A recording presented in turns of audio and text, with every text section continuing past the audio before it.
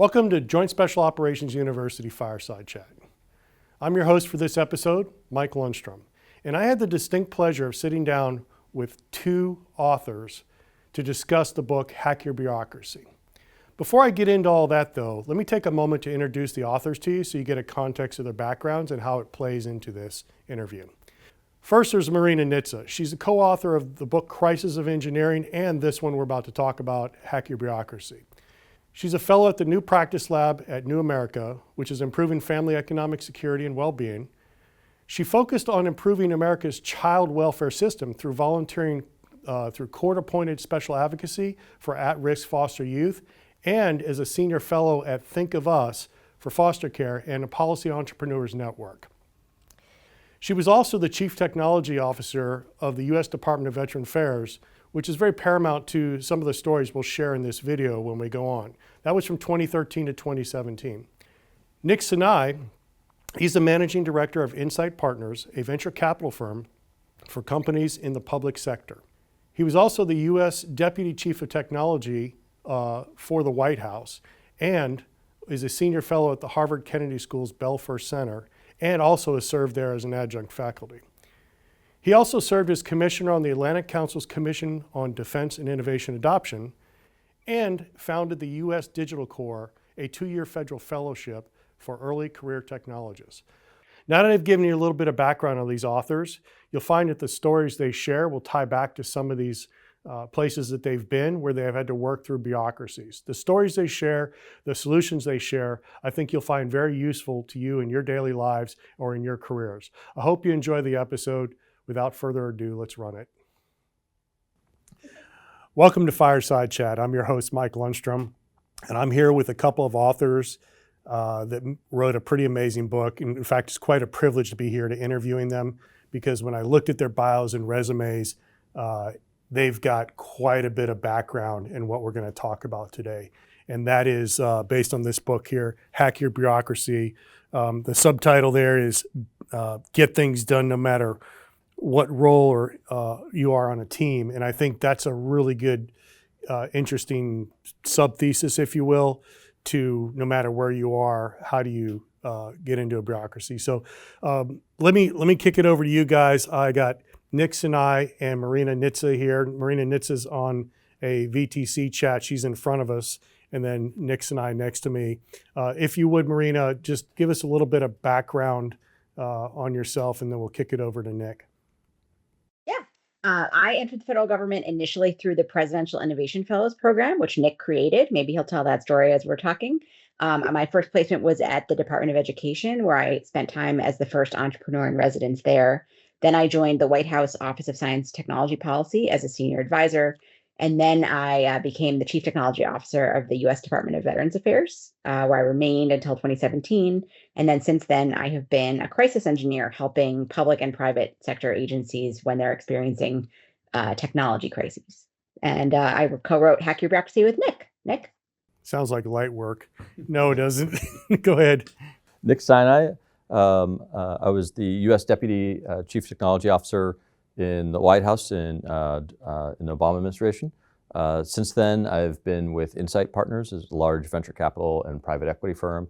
I've also had the privilege of teaching for 7 years at the Harvard Kennedy School, teaching technology and innovation, and proud to have co-authored the book, Hack Your Bureaucracy. That's amazing. So this just didn't come about overnight. This was a thought in the process or in the making, and then you guys decided to sit down and write this book. If you would, help us understand how you got to Hack Your Bureaucracy. Yeah, so the short story, Mike, is Marina told me she was writing a book, and I said, well, I think you want to co-author. She's laughing over there. You guys can't see it. No, but we had been talking about this for years, initially when we were in government, and then after we had left government, about why some people are so successful at making change and why some people come in and fail miserably. And so we saw high-profile folks who came from large technology organizations who were very successful entrepreneurs, independently wealthy, come in. Some would succeed and some would fail miserably. And we just got to thinking about, and we did a lot of research, read a bunch of books on bureaucracy and organizational behavior. And the other piece of this is we essentially would trade these stories and these tactics and tips as a collection of folks inside of government and outside of government, and I used them when I was teaching as well, of how to get stuff done. And so we really wanted to put pen to paper and capture some of these stories and some of these tactics. That's awesome. I think it's a really interesting topic for our audience. United States Special Operations Command, as well as the Joint Special Operations Universities, changing now. We're going through a lot of change right now, and I think this is going to resonate real good with our audience. Marina, do you have any additional comments you want to add to how we got here with the book and the concept and the idea? Yeah, I was so lucky when I came into the federal government that I was surrounded by people like Nick and Kumar and Richard Kulata who knew how to get things done in the bureaucracy and were very generous at sharing that. So we wanted to write a book that captured success stories. We're not Pollyannas, we're very realistic, and not every tactic will work in every bureaucracy. But we, as Nick mentioned, we've heard stories of it working for someone to get chickens approved by their HOA. We've heard people use it in schools. We've definitely heard a lot. We've had a lot of military success stories. So we're excited to talk to this audience today about some more. Oh, that's awesome. So let's kind of unpack it a little bit. And I know we pre-gamed this a little bit, but how do you view a bureaucracy? How do you know when you're in a bureaucracy that's not serving the greater good? And bureaucracies aren't bad either. They do serve a purpose, but sometimes, more times than often, maybe they go awry. Which one do you want to take that one? Marina? So we tried to find places that were not bureaucracies in the course of writing this book. Maybe Nick can talk after I talk about his adventures in Berkeley trying to find a place that was not a bureaucracy. And we really came to the conclusion that everywhere is a bureaucracy in some way. And bureaucracy we use it in a neutral term. It's not inherently bad. It's not inherently good. But when you learn that you are in a bureaucracy and what the rules are of the bureaucracy you're in, that's how you can really use it to turn change and tumult into good and the changes that you actually want to see. Since writing our book, we have encountered a different book called Inside Bureaucracy by Anthony Downs. And for nerds in the audience, highly encourage this as a read. It's a very difficult to find book, but Anthony he studied bureaucracies professionally, and he discovered that, a big driver of change in a bureaucracy is when an official discovers a performance gap. So you think about is there something in your performance plan or in your team's mission that you are not able to accomplish? And that creates this moment for opportunity for change. And how can you take advantage of that moment? Because it's one where people are unusually open to doing something different. But long story short there, they want the shortest path to close that gap. So if you're that person, that bureaucracy hacker in that moment that can see there's a performance gap and your idea is the one that can close it, and you can pitch it early, right? Then that can be your opportunity to really fundamentally transform an organization in a way that you couldn't do otherwise. Interesting. Nick? Yeah, the thing I would add, Mike, is that bureaucracies are fundamentally about a standardized process and some expertise, right? And so if you're a single individual, you may not be running a single person company, you may not be a bureaucracy, but you're getting permits to operate from the government. Your suppliers or your customers may be bureaucracies. So we're all around them, and we have these experiences, and we get frustrated by the process and the experience of going through a particular process. But the fact of the matter is, someone came up with that process to deliver a outcome repeatably, and that's fundamentally a good thing. Right. And there's certain guardrails related to the outcome, the judgment of who gets what resource, right? And so these are fundamentally good things, and the challenge is that they need to evolve, they need to continue to improve, right? And so they're not static, and so it's all about how do you humans made the rules, and so humans can change the rules, and we just have to recognize that the people that came before us were not as stupid as we think. Right, and we're used to kind of blaming the guy who came before and said, how could they have come up with a stupid process? This makes no sense.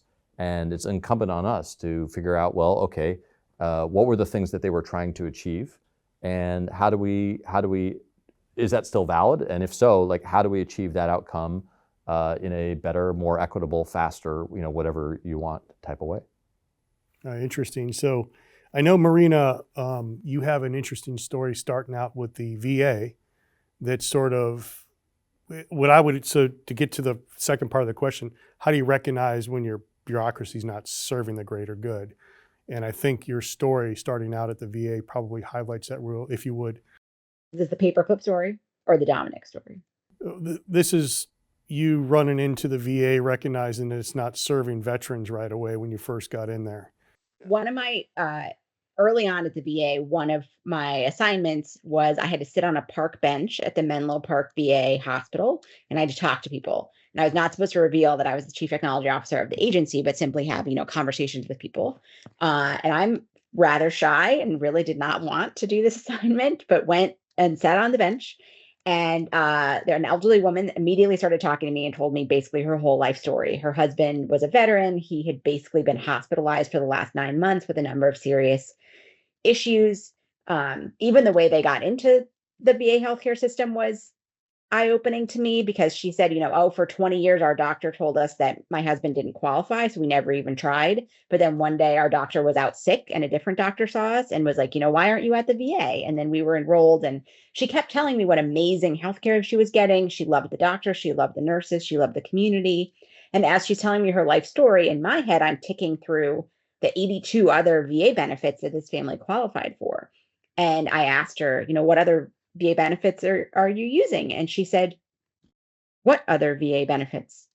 And it occurred to me in that moment, like a lightning bolt, that you could live at the VA for almost a year and not know that we had pension, automobile allowance, disability claims, all of these other things. And if that was possible, like, how many other veterans were not aware of all the other benefits that they had earned and were eligible for? And so that really set a North Star for what I was hoping to accomplish at the VA. And with the caveat that, like, there's always room for improvement, the VA has come an unbelievably far in the last 10 years relative to where it was when I started. By no means am I taking personal credit for that, but it's I think it's a really inspirational story of what's possible when you set a North Star of, like, what if the VA organized itself around a veteran, and a veteran did not have to organize themselves around how the VA's, 100 different offices work.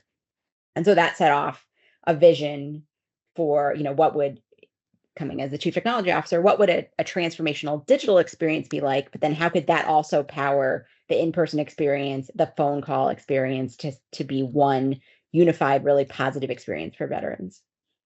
Maybe, Marina, you can tell the story about coming into the VA, because I think people assume, oh, well, you have this big fancy title, the chief technology officer, and so you must have had tremendous resources and ability to make change at a Fortune 10 size enterprise. Yeah, of course. I hope this story is inspirational for anyone else who's thinking like, well, Marina, yeah, you did it as CTO with, $1 billion. When I started at the VA, I had previously been working at the White House, auditing how the VA was using technology to work down the veterans disability claim backlog. And the sum of my audit was they were not. So it was not really a good audit. I come in, and it should not surprise you, therefore, that, like, nobody wanted to talk to me. Nobody wanted me to come to their meetings. I was an outsider who had just written a rather scathing report about them, in fact. And, I come in, I have visions for what we'd be able to do. And I learn that as chief technology officer of the largest civilian agency, it's not DoD, but pretty big, I had a 0 headcount of people, and I had a $0 budget to do anything. I tried to get a dry erase board for my office and was told that I didn't have enough of an office supply budget to get a dry erase board. It was like $104 on the GSA schedule, and I had $99. So I sat in my office alone, really second guessing my decision to take this job, right? Like, what have I done? I was told in my job interview that my job would be to redefine the art of the possible for how America honors and serves its veterans. It's like, teeny tiny little mission. And I was really unsure how I was going to do this with 0 people and $0. But as I sat at my empty desk, the only thing literally that I had was a pile of paper clips And it reminded me of this story of this blogger who had a red paperclip and through a succession of barters traded his way to a house that he proceeded to actually live in for years and had to move out of only because so many people like paparazzi came to see the paperclip house that he had no privacy and he had to move. So I'm sitting there thinking, like, how can I trade my pile of paper clips for something in this environment? When the head of the executive secretary pool popped her head in my office and said, "Hey, Marina, have you seen Green Pack 42?" And I said, "I don't know what that is. And also, nobody will talk to me. So I definitely don't have it, but I have nothing else to do. I'll help you find it." And so, again, no Pentagon, but the VA headquarters is 12-story, fairly wide office building. And I spend quite a bit of time with her trying to find Green Pack 42 somewhere in the building.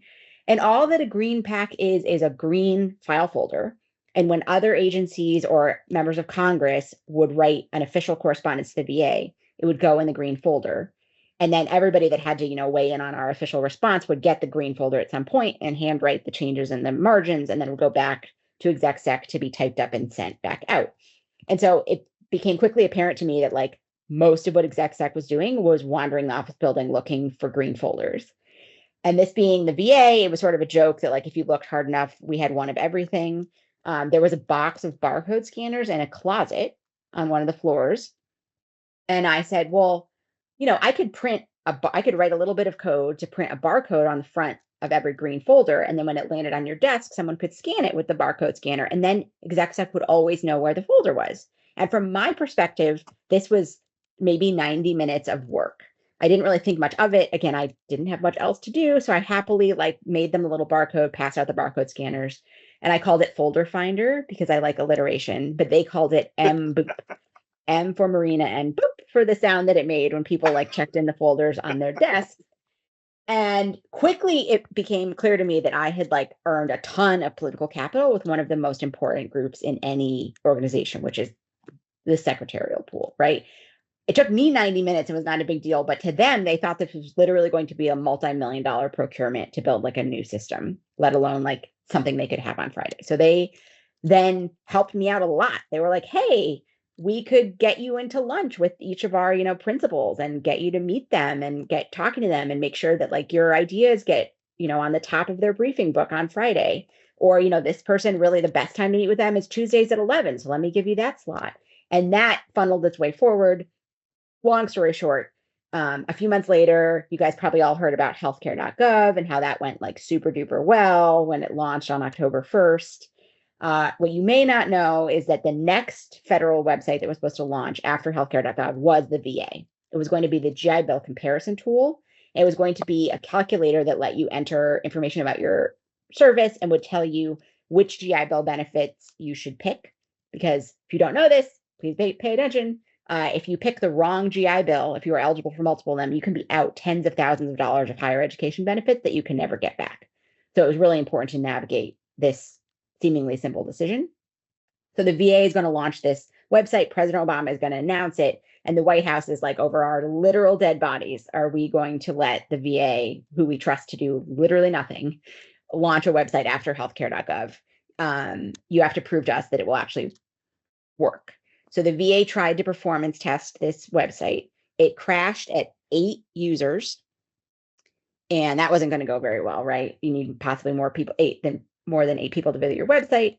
And in a panic, somebody from exec was in that room and said, "Oh, Marina can print barcodes. Maybe she could help fix the tool." And so I was invited into this crisis, was able, with the help of a couple of other presidential innovation fellows, to rewrite the tool over the course of a weekend and put it on a web service that actually could handle more than 8 people. Promised the White House on my non-existent firstborn that the website would actually load if President Obama announced it. That happened. He announced it. The website worked. And I had a lot of political capital that I was able to move forward, fast forward quite a bit.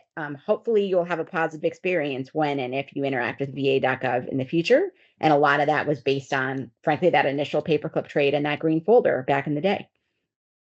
I know I do now. Is like, you may have skills and tools that may not seem like a huge deal to you, but you might be able to barter them with people, especially in other departments or other areas where that, again, like my 90 minutes of coding was not a big deal to me, but was not something that exec was going to be able to do. So what are those things that you might be able to trade higher and higher for paper clips? such that at the end of my trades, when I left the VA, I had tens of millions of dollars of budget and 75 full-time employees, which was a pretty decent improvement from 0 people and $0 in 5 years. And I think even more incredibly, thanks to Marina and her colleagues and her team there, and her successor, the current CTO of the VA, they took 1,000 websites and turned it into a single veteran-facing website, right? And the trust in VA has gone up by 25 percentage points. And of course, the digital experience is only a small piece of that. A lot of that is the experience you have in the healthcare system and other things. But I think it's just a testament to, what a entrepreneurial leader like Marina can do. And it starts small with building trust and helping other people, even if you have no resources and no people to start. Well, I think the other takeaway is finding people with like-minded objectives or interest, right? Because people mostly want to do good, and you find that they're just not empowered, or they're paralyzed, or whatever the reason is, and they're stuck. And I think that's a really interesting story. So thanks for sharing that with us. So we're kind of just digging right into some of these examples. And I've got a list of stories here, but you guys really want to hear some of the stories that kind of highlight the bureaucracy you're in, and, pulling through it, or just, I just want people to understand how to recognize the situation, and we can get to solutions here in a little bit. Yeah, so one of the tactics we talk about is getting out of the office. Yeah. Right? And I think it's incredibly important to go to the front line, and whether that's the warfighter, whether that's the partner nation, whether it's this. Well, we call it battlefield circulation. It's Yeah. quite common in our area to do those things, but yeah. Yeah, and so it's incredibly important if you're in the White House or in the headquarters of VA, is to actually get out and speak to the people in the field. And I had the privilege of recently going on a SOCIR trip. So SOCOM took a few investors to SOCIR, and it was just fascinating to talk with NCOs and the people that are doing the work. You just learn so much, and it informs how you think about your job. And so it's just a big theme in our book is get out of the office and be open-minded, right? So rather than coming in and saying like I'm looking for this type of thing, is in the design thinking world, it's all about asking open-ended questions about observing behavior, right? People will tell you one thing, but then if you actually see what their behavior is, and I learned so much. I mean, I'll give you one observation from spending time in Germany and Poland last year with SOCOM and SOCIR, is I saw how operators became fluent and were so smart about drones and unmanned systems, and yet we still have some ways to go as we think about upskilling the broader soft force. So it's interesting to see, at time of necessity, what people do, and that could be, a particular app that they build to help somebody. It could be kind of a process that they figure out, or how to train a partner nation. Like I don't think I had appreciated that, the NCOs are, one of their core jobs was how are they training partner forces, and so they are spending a lot of time in knowledge management. And knowledge management is not a sexy topic, right? But in any bureaucracy, in any organization, how on a particular system, on a particular weapon, on a particular tactic, there's a set of materials, hopefully, that describe what the exercise was and how the training went, and maybe an after action report, et cetera. But that isn't in some formal knowledge management system. There's essentially people trading PowerPoint slides and Word documents and phone calls of, hey, this is how I did it the last time, and it is that social trust among people from unit to unit, and I think that's super important. We emphasize the human element in our book. And so, yes, there could be a formal knowledge management system in your organization, But I bet you if you go talk to the person who actually knows a lot about the thing, you'll be that much more effective. We have a lot of challenges with transitioning from one team to another when we're deployed. Yeah, I could see that. Yeah, especially when it's a different flavor service coming in, but it's gotten a lot better. 20 years of a global war on terrorism, and we've gotten pretty good at it. So now it's a different ball game that we're in now. It's training, it's exercises, it's things like that, and it's being able to build the force for readiness and lethality, which is kind of our biggest focus nowadays. So, and that's coming along pretty good, I would say. Let me dive into another couple topics here because I did write some notes. So I want to talk about identification of incentives and how that kind of works in the bureaucracy and sometimes gets the wrong result. And then we can come back on risk as well because those two kind of go together. Who wants to take this one? Go ahead, Marina. You do a great job mapping the human terrain. Yeah, this is, I think, like the meta bureaucracy hack. And it takes a lot of work, but it sort of underlies everything else, which is everybody has a risk and incentive framework. And like, as you mentioned a few minutes ago, it'd be a lot easier if there was just an evil guy or girl on the 12th floor that was like, haha, I don't want veterans to get their benefits, so I'm going to just sit here and prevent them from getting them. Then we'd all just, lock them in a room and work around them, and that would be much easier. But that's not, I've met maybe 2 people like that in my career, and much more than that. It's people that are afraid of different things or have different incentive frameworks. And so we spent a lot of time in the book compiling like what those might be, right? So when you are after a change, it's really important to understand who that change would affect, and especially like outside of your unit, right? Because it's very easy to see how that change might impact, your colleagues and what their risk and incentive framework might be. But it's when you go downstream or potentially upstream, or, how other people, are they going to be afraid of losing their job? Are they going to be afraid of losing their seniority? This was a huge part underlying a lot of modernization efforts at the VA. And I would say probably this is universal. When you have an environment that is built up, teams that have worked together for decades, maintaining, a server rack, and they view their mission as, I am here to give veterans healthcare or protect their data or protect their, literally we sequence genomic data at the VA, right? And you say like, oh, well, we're just going to move this over to Google Cloud. You are now taking someone who has dedicated decades of their life to an expertise and turning them into a newbie overnight. Most people are going to push back on that. Similar to the example that we share in the book is like, if you told me tomorrow, Marina, I speak no Portuguese, have to conduct all of my work in Portuguese tomorrow, I'm going to find a lot of ways to stop that from happening. I'm going to undermine you, go around you, complain about it, etc. And it might not be realistic at all to get that same team to switch over to, and again, from the server rack to the Google Cloud overnight. Maybe a couple people want to, maybe a couple people will need to retire early. Maybe some people will need to keep maintaining the servers over here while we move these ones over. Probably my favorite story though, about risk and incentive frameworks was as I was building out va.gov with my team, we were increasingly, our first step was plain language, and then we moved to different functionality, trying to bring different people over. Early on, basically nobody wanted to work with us because it was scary. They had a budget, they had a website that, whether it worked well or not, met their contractual requirements. So they didn't have any incentive to change.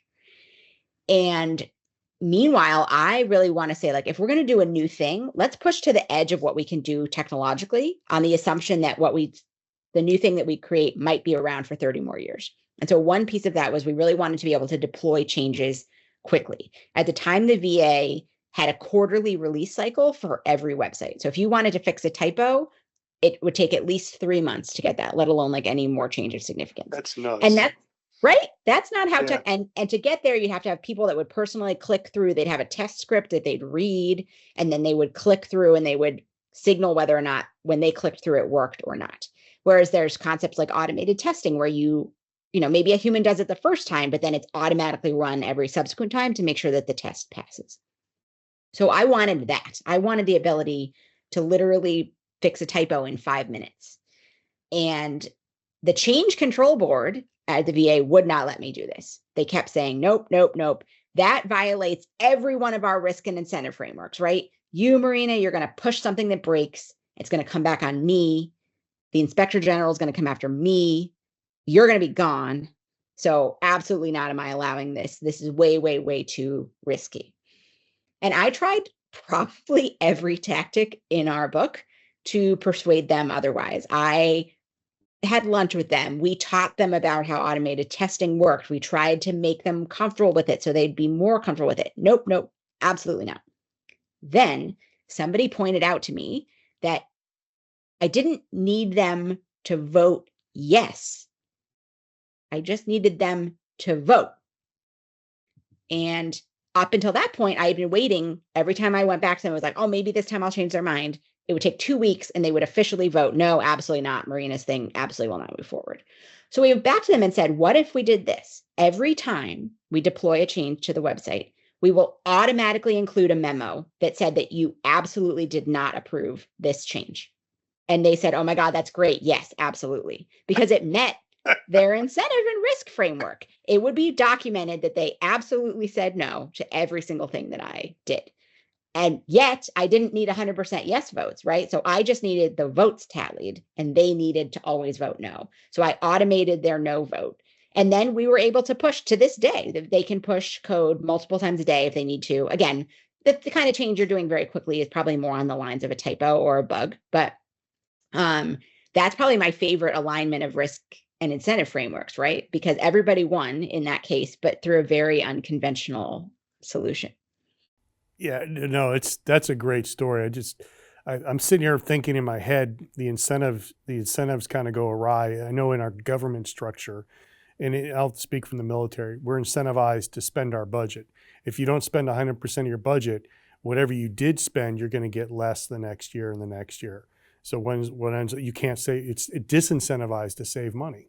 And so then you see this working against, effectiveness, if you will. So interesting story. The other part about risk that you talked about, it was interesting because you said, I don't want to work around you, or you're talking about passive aggressive behavior, which kind of leads me to this other point about stabbing people in the chest that I just couldn't avoid asking. I love that paragraph title. So explain to the audience stabbing someone in the chest. Yeah, I think this is probably the most memorable of our tactics, stabbing people in the chest. The idea of stabbing someone in the chest is that you are not stabbing them in the back. That's right. So a tendency that I think we all have, and I certainly have, is let's say you're going into a decision meeting where you know it's going to be heated and you're going to disagree with someone else, or you're going to have to make a case for a vote in one way that someone is going to disagree with you. I think everyone's instinct there is to perhaps avoid the person that you're going to disagree with up until the meeting, and then come out with like a really persuasive extemporaneous speech where you're going to persuade the decision makers to lean on your side. And you may even get in some jabs at your opponent. I think that number on slide 13 is actually, wrong, or from the wrong year, or whatever it may be. But what happens there is maybe you win that argument, but you have fundamentally broken your working relationship with that colleague. And if we really break it down, even if there's someone that you disagree with a lot at work, you probably, if you think about it, agree with them and need to work with them way more often when you're aligned. And so when you stab someone in the chest, like let's say an alternative to that approach would be, okay, this meeting is on Friday. Before Friday, you go and you sit down with that person ahead of time and you say, here are your slides. On slide 11, I'm going to say you're lying. On slide 13, I'm going to say that number is wrong. I have a different, better number. And the point of this is not to persuade them to change their slides or their argument. It's, again, not to stab them in the back. So they're going in, they know what you're going to say, they're fully prepared, and they can defend or not, against your argument. And that creates this very unconventional kind of trust that they know you won't stab them in the back. And that can mean that you can actually work through some really meaty, hard things going forward as colleagues with that working relationship that you cannot have if you are known for stabbing people in the back. So that is the concept behind stabbing people in the chest. Let them see you coming. Well, people do not like to be blindsided. Right. Even with good news, I've learned the hard way. we tell the story in the book of when I was at the FCC as part of the National Broadband Plan. I was working on energy and environment issues, and some of the recommendations in the plan led to legislation. And I was really excited. I got invited to testify in front of Congress in a good way, not the, not the gotcha, let's beat you up. So I was all excited. I had made the cardinal mistake of not keeping anyone looped, especially the Office of Legislative Affairs. So you can imagine how they felt about that request, and I didn't get that opportunity to go up and participate in that. So it's important, even with good news. Then this was a good news story of some policy idea that the FCC had generated that the Hill was really excited to try and enact. You don't want to blindside people, and if you can bring them along, and when you disagree, is to disagree to their face, stab them in the chest, because bureaucracies are multiple iterations of people working together, and the last thing you want to do is just destroy your working relationship with someone who you may have a different budget ask or a different waiver ask or a different personnel ask for that person, and if you have embarrassed them or blindsided them, it's just harder for you to get that next ask through. Yeah, the takeaway is trust, right? Even if it's adversarial, at least it's on honorable grounds, right? And that through that you build trust and understanding, and you can actually hack your bureaucracy, to use your term, through that process. It's amazing. I love that concept. And when I read it, I just had to ask. Let me get to a couple other ones, if you don't mind. Let's see. We talked about that. So let me get to this one here, because there's a lot in a bureaucracy and you can't fix it all at once. And I think you guys use the term strangle the mainframe, right? To sort of eat the elephant one bite at a time, if that makes sense. Who wants to take that one? I'll start, and then Marina, you can jump in. Yeah. So the idea is, and it comes from technology and a mainframe computer, and the idea is rather than trying to replace the entire thing, is what if you could build little functionality around it, and over time you start to strangle that mainframe. So where big technology modernization projects fail is they attempt to, hey, we're going to build this big new system and it's going to take 5 years and it's going to replace the mainframe. And those often fail. They usually fail, right? And so we spend billions of dollars and 5-10-year planning cycles. And at the end of the day, we're still using the mainframe because it's perfectly good technology for certain types of transactions and so forth. Right. But instead, if you really want to bring modern technology, it's, well, how do you start to take off little pieces of functionality and build modern apps or modern connectors, and then you start to strangle it. And that's in the technology realm, but there's an analog to any big problem of instead of trying to do hey, we're going to replace it all, we're going to fix it all with one system to rule them all, is to start small. And one of my favorite examples of starting small in the book, again at the VA, we talked a lot about the VA because we love it as an organization, is this idea of trying to sync the data of where a veteran lives and his or her contact information. And this had been tried. I think there's 80 databases in the VA, something like that. That's insane. Yeah. That's insane. Something close to that.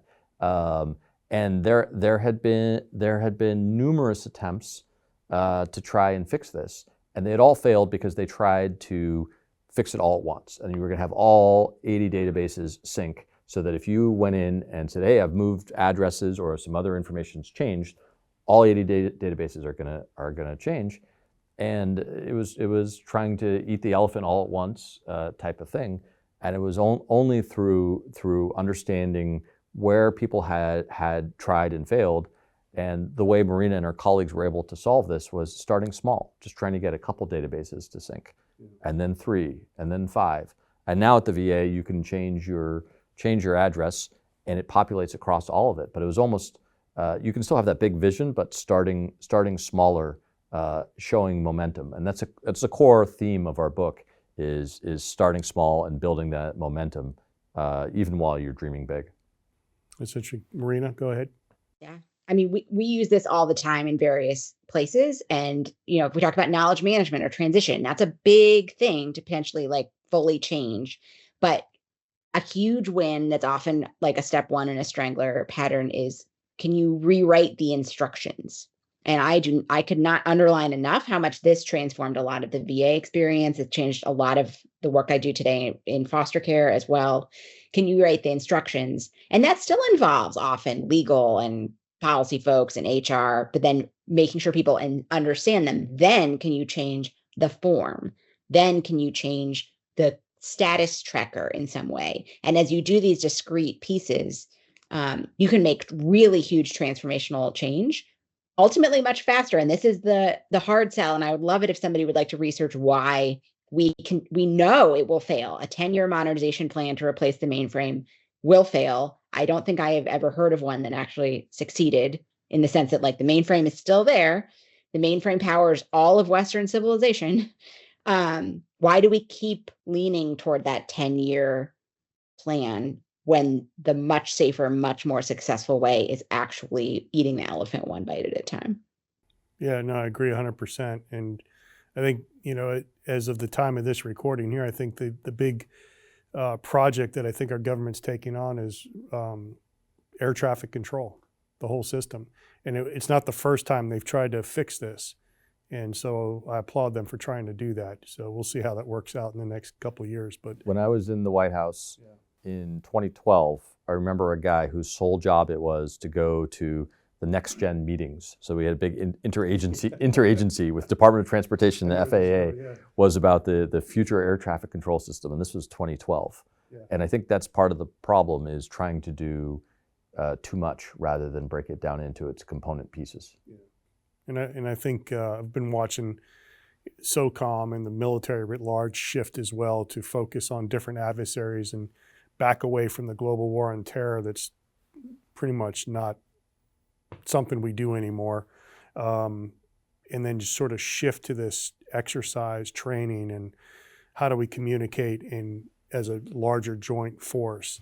And that has been a challenge. And I think this year, probably last year, we started really coming together.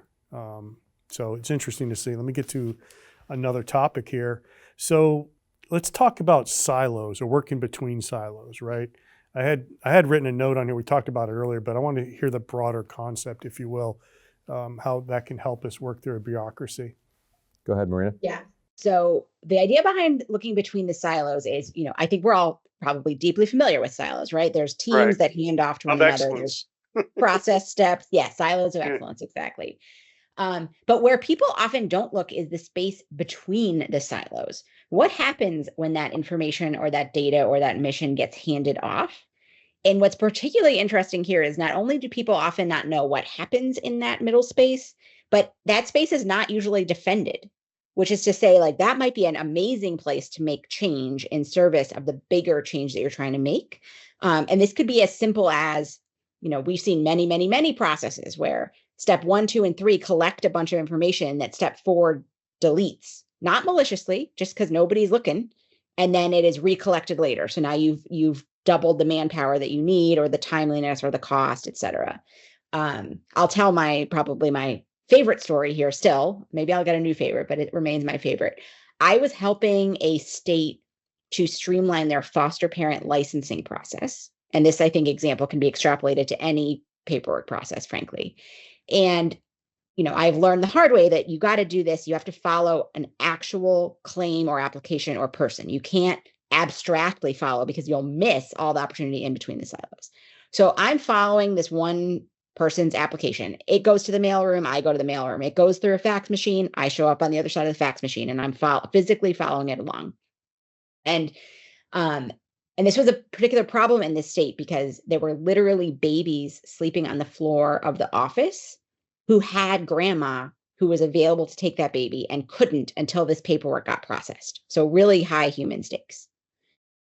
At one point, I end up at the desk, and the woman there says, "Oh, my job is to request grandma's driving record from the Department of Motor Vehicles."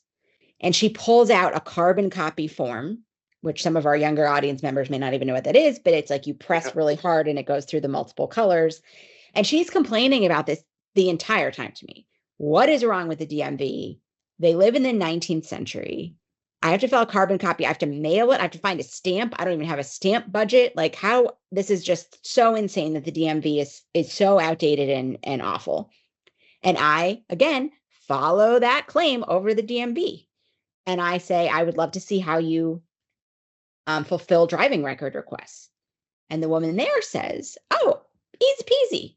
They come in via my email. I click here. I usually send them back within about an hour. And I was like, well, wait a minute. Where's the carbon copy paper fit in? And she says, oh my God, were you at child welfare? Those people live in the 19th century. They keep mailing me this carbon copy form like pilgrims when they could just be emailing them to me like everybody else. And I was like, please hold. And I introduced these two who were extremely dedicated, decades-long experienced civil servants, right? Introduced them to one another.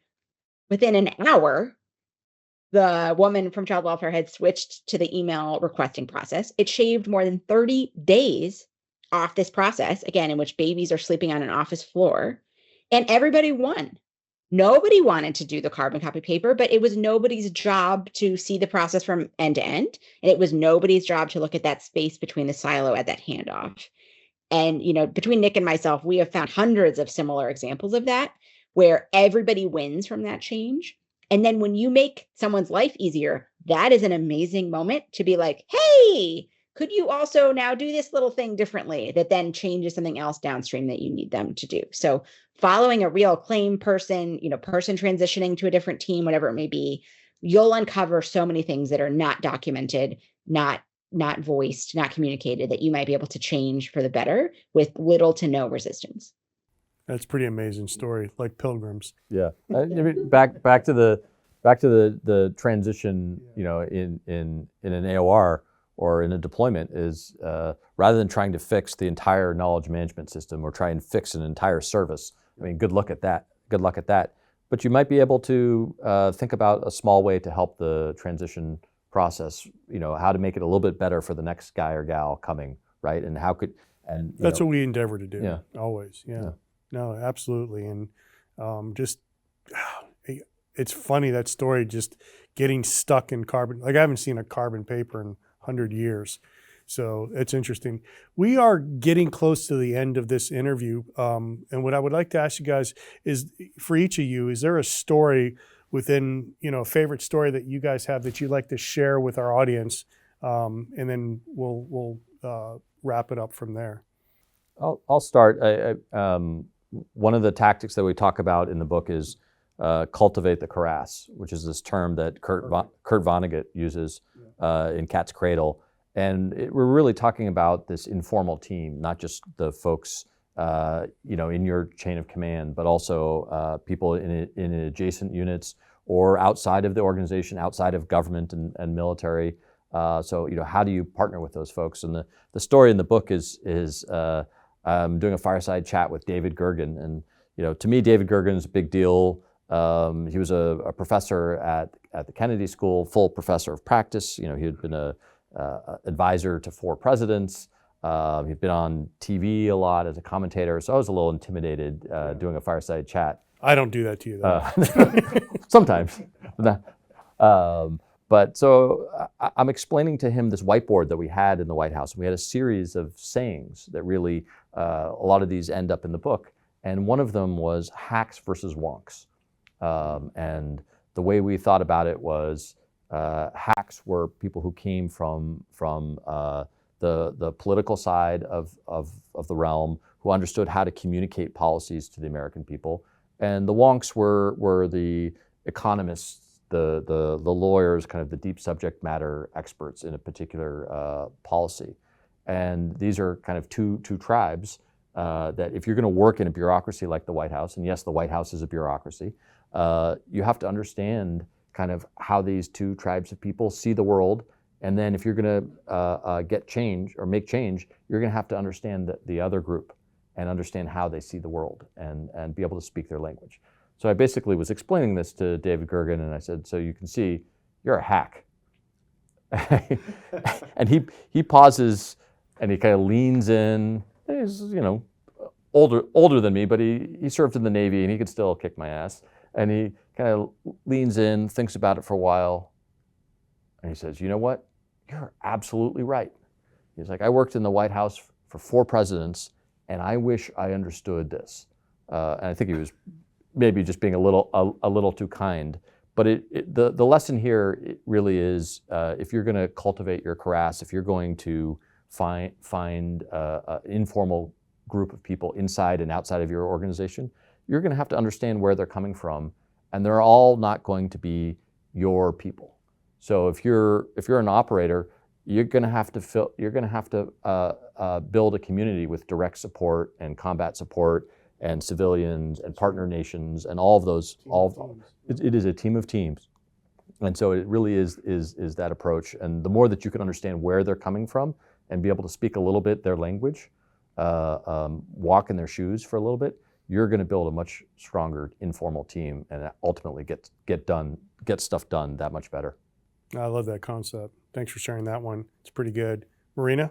Yeah. Well, I'll tell my karass story then, I think, to round it out. So, and I hope this inspires someone to try an unconventional way of getting things done. So as mentioned earlier, when I came into VA, I had a big vision, big mission, but no dollars and no people.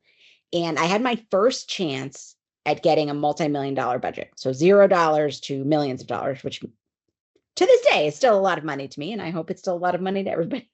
And to do that, I was going to have to move about 1,000 written articles off the current website before the contract was up, right? So that they could not renew the new contract and then give me some of the recouped cost savings.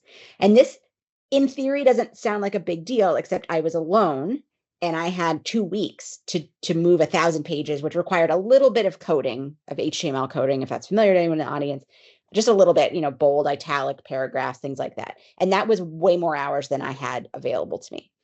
And I don't know what to do, but I really want this money. And I am complaining about this to the security guard. And it suddenly occurs to me that the security guard had a laptop and potentially a little bit of time on his hands. So I said, hey, what if you wanted to come at lunch and I could teach you this little bit of code and you could help me? And he was like, oh my God, that'd be so fun. Yes, I'll come. And he came with the security guards from the other 11 floors. So we had a little coding class. I actually not only did I meet the 2-week deadline, I beat the 2-week deadline. Unfortunately for the VA, basically all of the men immediately left for tech jobs. So we had a slight security guard shortage in the building. But that really, at that point, right, the people that had helped me the most was the executive secretary pool and the security guards. That's how I got headcount. That's how I got millions of dollars of budget. And I don't think I would have guessed that if I had not had a really diverse karass at the VA. And that just encouraged us to, as I built my team out, at a certain point, we called it the Grilled Cheese Club. We named our karass. And we would get together once a month, and anybody that was in the karass was welcome. Again, security guards, people from legal, HR, finance, doctors, whomever. They came, we made grilled cheese on George Foreman grills. We definitely did not drink red wine out of Dixie cups during the workday. And, we shared what we were up to. And this had the extra advantage with this diverse karass of, we'd be like, hey, this is what we're doing next. This is us putting the healthcare application up. And you'd get people being like, oh, is this going to go to Martha? Martha, the thing she's going to care about is the privacy policy. Make sure, at the bottom that you've got the right privacy policy and she'll let this go through. Or even more important, I am one person who can be in one place at one time. I now had this amazing, robust karass that were read in on what we were doing. So when inevitably somebody in another room somewhere else was like, oh my God, Marina, she's violating all the rules. She's skipping all the steps. She's not filling out the ATO paperwork. They could be like, no. I was actually just there and I saw that the ATO was submitted on Tuesday and is awaiting, Dave's signature or whatever. And that I think really, really helped, having that holistic 360-degree view of our work and involving such a diverse karass. So really encourage you, wherever you are you looping in the people that you may not expect, and you have no idea how that relationship might pay off for everybody in the long run. I love it. I love that concept. I think that's about all the time we have left. And I just want to thank you guys for being here. This has been really, really interesting for me. Reading the book has been interesting, just tremendous. And it's dense, with approaches. And I would tell anybody who's reading it, like, what do we say, 56 approaches in the book? Yeah, so that's pretty good. And just, again, thanks for being here. Ladies and gentlemen, Marina Nitze, Nick Sinai. Thanks so much for having us. Thanks for having us. Hope you enjoyed this episode. Thank you for watching. If you'd like to see more content, please check out our JSOU YouTube channel, where you find a bunch of content on similar episodes like this. If you have any ideas or have any feedback for us, please email us at submissions@jsou.edu or check us out on our webpage at jsou.edu. Thank you.